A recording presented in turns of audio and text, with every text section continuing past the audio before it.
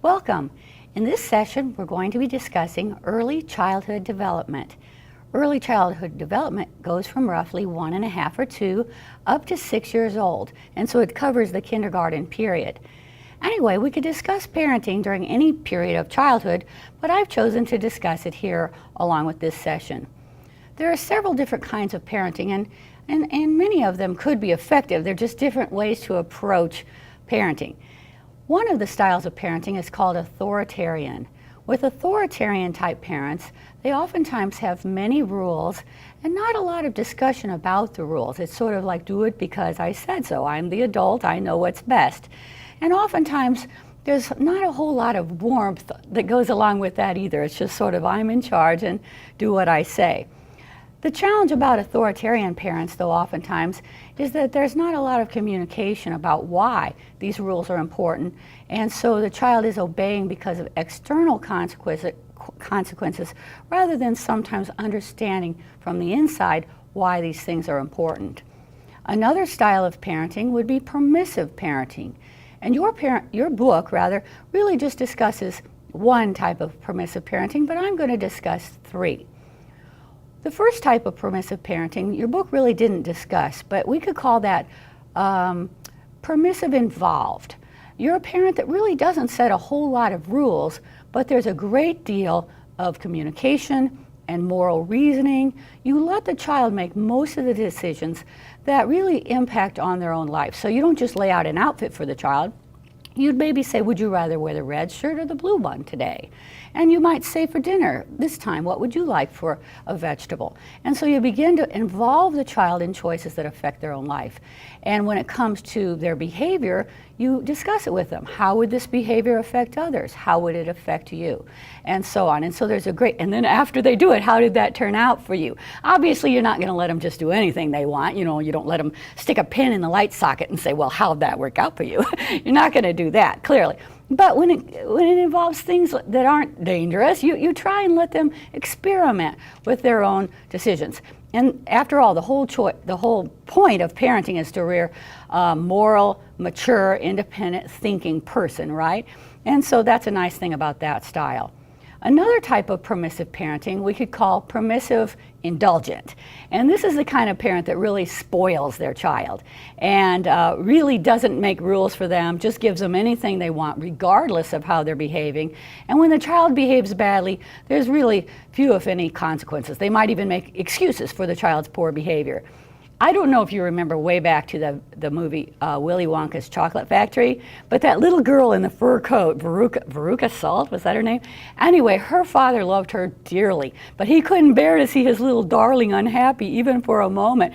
And so anything she wanted, he just gave it to her right away. And as it turned out, he thought that would make her happy, but it didn't.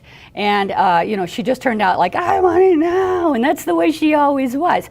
And when you do that, when you give children things that's not really contingent upon good behavior, after a while you think it's going to make them happy, but you give them something, they play with it briefly, they toss it aside, they're screaming for something else.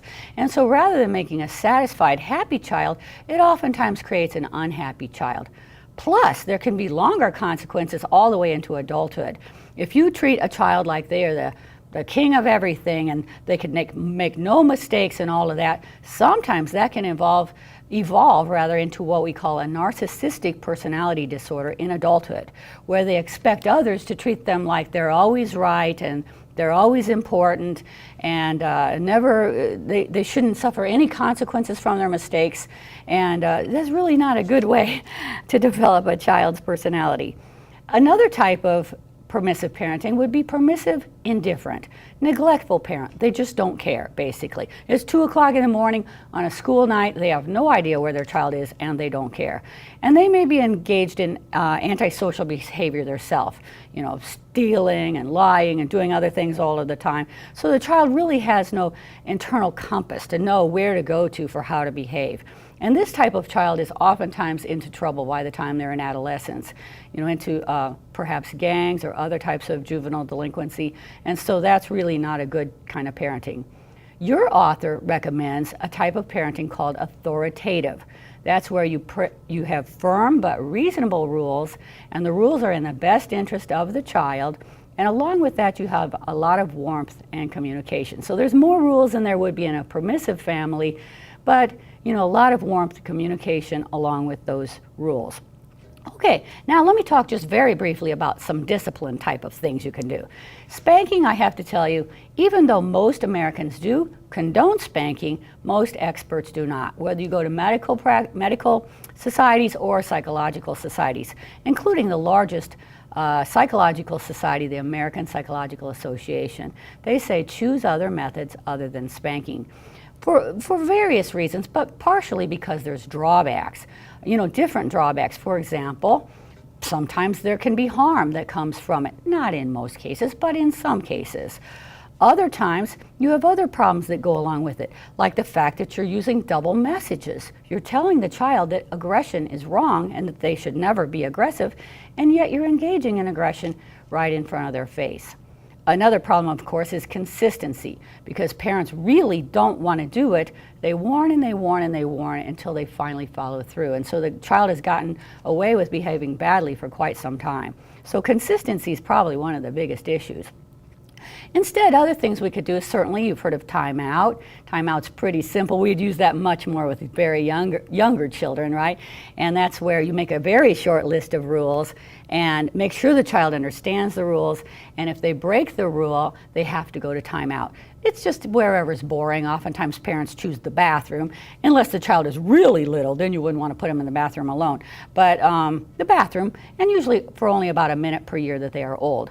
Now you might think that doesn't sound like very much, but in fact children don't want to stop what they're doing and go into a boring location. And so it really does work. And the nice thing about putting them in there for a short period of time is you're likely to be consistent as a parent. You see them break the rule, they're going into timeout, period.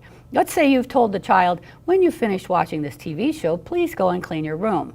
And you come back later and they're watching a new show. Well, the child might just say, oh, I forgot. And they jump up and they run in there. And you think, well, they're only human. Anyone could forget. But if you let them do that often, what they're going to learn, unless you physically come back and check on me, I can just blow you off, right? Because, I'll just get a second chance anyway. So it's better to follow through. It's only a minute per year that they are old. It's not that big of a deal. All right, and then they learn, you mean business. Also, let's say that you've let that child get a little bit out of control, and you come back and you say, well, you've broken the rule, you need to go to timeout. And they look at you and they say, I'm not going. What would many parents do then? They'd break down and strike the child or drag them into timeout. And we really would suggest that you not do that. Rather, maybe come up with a secondary thing you can do, such as take away a significant privilege, because you've chosen not to go to timeout. Now, we're going to lock your bicycle up for a couple days, or no TV for a couple days or something. And pretty soon they learn it's better to go to timeout, because if I don't, something else is coming. All right.